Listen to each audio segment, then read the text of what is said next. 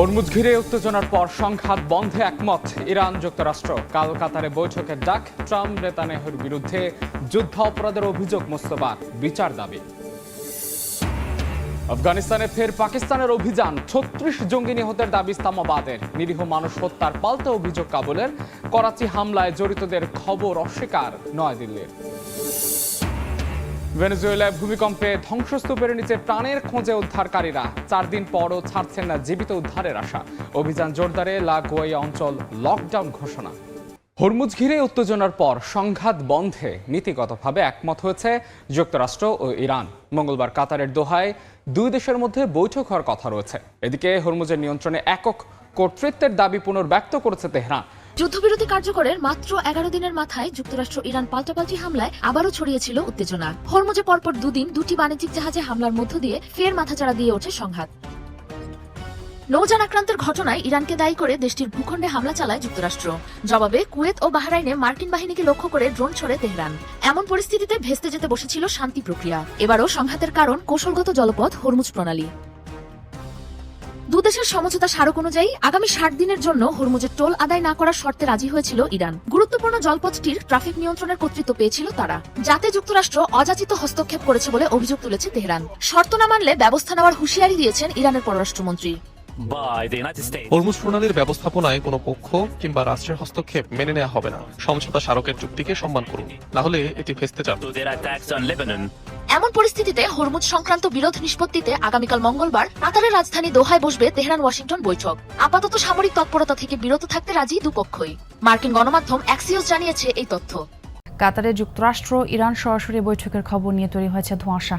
মার্কিন president Donald ট্রাম্পের দাবি আজ দোহায় মুখোমুখি হবে দুই পক্ষ। সাম্প্রতিক পাল্টাপাল্টি হামলার জেরে ইরান এই বৈঠকের জন্য অনুরোধ করেছে বলেও দাবি করেন।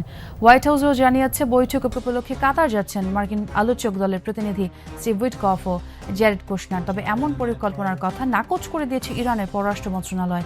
জানিয়েছে কারিগরি দলের আলোচনার কোনো পরিকল্পনা নেই চলতি সপ্তাহে।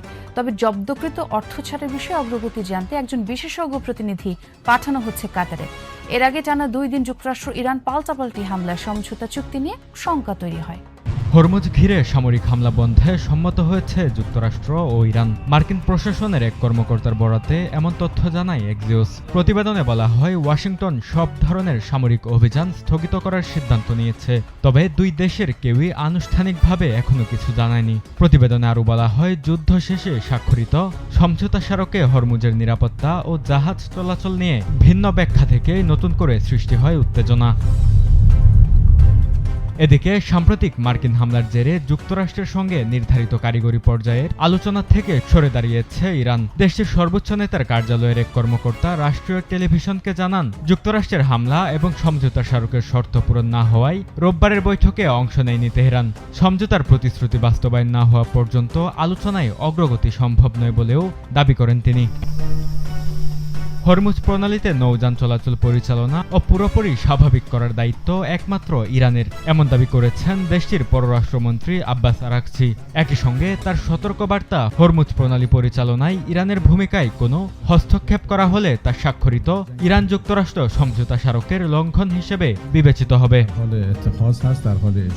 যুক্তরাষ্ট্র ইরানের নেতাদের বিরুদ্ধে শিশু হত্যা, যুদ্ধাপরাধ ও আগ্রাসনের অভিযোগ এনে তাদের বিচার দাবি করেছেন ইরানের সর্বোচ্চ নেতা মুজতবা আলী খামেনি। এক্সে দেওয়া এক বার্তায় তিনি বলেন এসব অপরাধের জন্য দায়ীদের দেশীয় ও আন্তর্জাতিক আদালতে বিচারের মুখোমুখি হতে হবে। দক্ষিণ লেবাননে হিজবুল্লাহর একটি ভূগর্ভস্থ স্থাপনা ধ্বংসের দাবি করেছে ইসরায়েল। রোববার এক্সে দেওয়া যৌথ বিবৃতিতে ইসরায়েলের প্রধানমন্ত্রী ও প্রতিরক্ষামন্ত্রী জানান অভিযানে হিজবুল্লাহর অবকাঠামো লক্ষ্য করে হামলা চালানো হয়েছে। তবে এ বিষয়ে হিজবুল্লাহর পক্ষ থেকে তাৎক্ষণিক কোনো প্রতিক্রিয়া পাওয়া যায়নি।